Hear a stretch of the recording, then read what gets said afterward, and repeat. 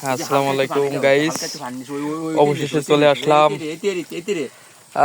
কারির ঘেরে। বন্ধু কারির ঘেরে সে আজকে আমাদেরকে খুব সুন্দর আয়োজন করে খাওয়াচ্ছে। সে পুজোর ডিউটি করে অক্লান্ত পরিশ্রমের পর টাকা পেয়েছে, এখন সেটাতে আমাদেরকে খাওয়াচ্ছে। দেখেন কিভাবে কি রান্না করতেছে। হ্যাঁ, এটা অনেক আশা করি খুব স্বাদ হবে। সে খুবই পরিশ্রম করতেছে। হ্যাঁ, তার পরিশ্রম দেখে আপনারা অবাক হয়ে যাবেন। হ্যাঁ, ঠিক আছে, দেখেন কিভাবে সে কি করতেছে। তারপরে আমরা চলে যাব নবড়া পীরবাড়ি মাদ্রাসার ঐতিহ্যবাহী সুযোগ্য সন্তান, তার কাছে চলে যাব। তো আপনার বক্তব্যটা কি? সে লজ্জা পাইছে, সে বলতে চাচ্ছে না।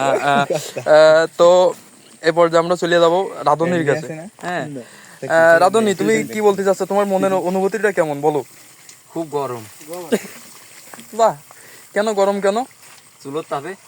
ও আচ্ছা, না মনে করলাম তোমার আবার ছেঁকা টেকা দিছে কিনা, এই কারণে দেখা গেল যে তুমি চুড়োই ভাত খাওয়াচ্ছ আমাদেরকে, এরকম হতে পারে।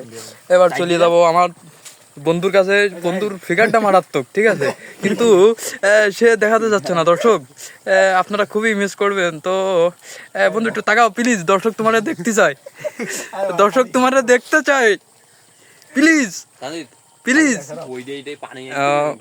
তাহলে এবার আপনাকে এক এক করে ঘুরে ঘুরে দেখাবো যে আমাকে বন্ধু কারিমুলির গের তার ভবিষ্যৎ পরিকল্পনা মারাত্মক ভয়ানক। এখানে তার বিবাহ বার্ষিক হবে।